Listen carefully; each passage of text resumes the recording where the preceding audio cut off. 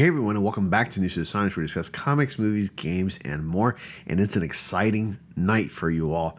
Actually, it's more exciting for me because I gotta tell you something. And I've been wanting to tell you this for quite some time, at least the past week. I actually managed to get the chance to watch Spider-Man Beyond the Spider-Verse. You know, that movie that was originally planned to be delayed for like another extra year or so. Well, guess what? Sony, in secret, released the film early, and they hand selected like a few people to go watch the movie. Anyway, I actually managed to be one of those people, and let me tell you, they're not showing this movie in every theater across America.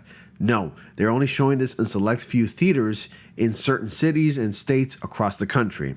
We're talking about like maybe less than 7 theaters.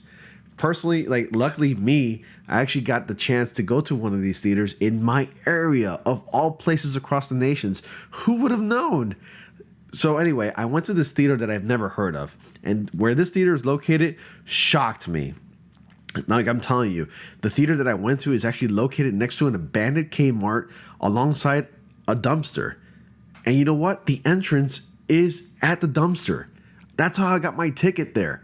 I went to the dumpster. There was a usher there, and he just handed me handed me the ticket.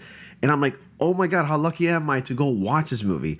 And this secret theater that I didn't know about in my town, which I've been living over 20 years now, like they had everything. This place had asbestos, shards of glass in the seats. They had also, little cocaine, like little packets of cocaine, like for you to sample, so that way you can actually enjoy and like the movies and have a better experience. It was incredible.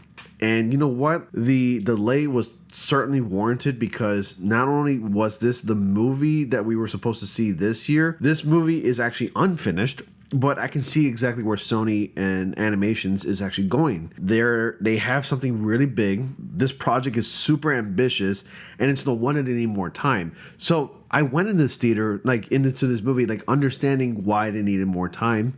And let me tell you, it's bigger than the last 2 movies. This movie is clocking in at 5.5 hours, and it's called Beyond the Spider-Verse for a reason. It's not only because they're going across multiple universes where there's a Spider-Man in each and one of those, but it's beyond that in every aspect, including animation, dialogue, the writing, the employees. There's actually there's reports saying that there's about maybe 1,517 animators that have worked on this film, and they're still doing it. They're actually animating it to the point where it's becoming actual live action. I'm telling you, the animation in this movie is extremely convincing that it looks like it's live action. And that's why Sony really wants a live action Miles Morales that badly, because they're testing the water with this thing. This thing supersedes like AI. You know how AI is like kind of like the craze this time around? This is something entirely different that's like much better than that. But anyway, I was actually one of the lucky few to watch this movie. I'm not going to get into spoilers because, I don't want to do that for you guys. I don't want to ruin it. But I feel like I'm very incredibly lucky to be one of the few people in the world to have watched this movie in over a year in advance now. So when you go see this movie, finished by the way, like next year or so, or maybe 2026 or something like that, I think it's a year and a half, you're going to be like, Ronnie was right. This movie is more than just another animated Spider-Man movie. It's beyond that.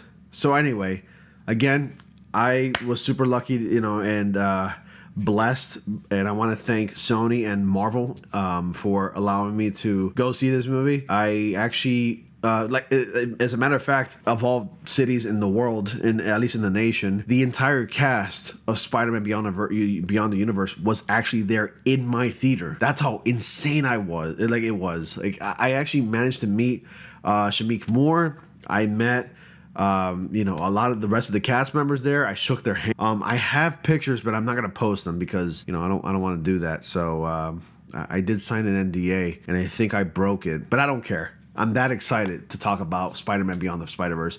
This movie was incredible, and it was amazing. And just calling it amazing doesn't do it any justice, honestly. But if you ever get the chance, well, I don't think you will, but because you guys are not cool like I am, definitely see this movie on day one when it opens to the rest of the public. I mean, again, this only played at about 7 theaters across the nation.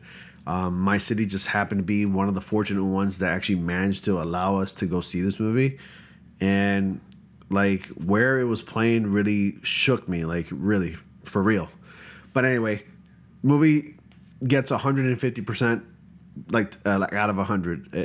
It's I'm so stunned that it's hard for me to actually speak and get the words out correctly. And that's just that's my review. I mean, that's my excitement for Spider-Man Beyond the Spider-Verse. So anyway, let me know if you're excited. And as always, guys, thank you all so much for watching. Be sure to like, comment, subscribe, click on the bell notifications so you all don't miss anything. Dislike the video if you did. And as always, happy April 1st to all of you. And I'll see you all in the next comic panel.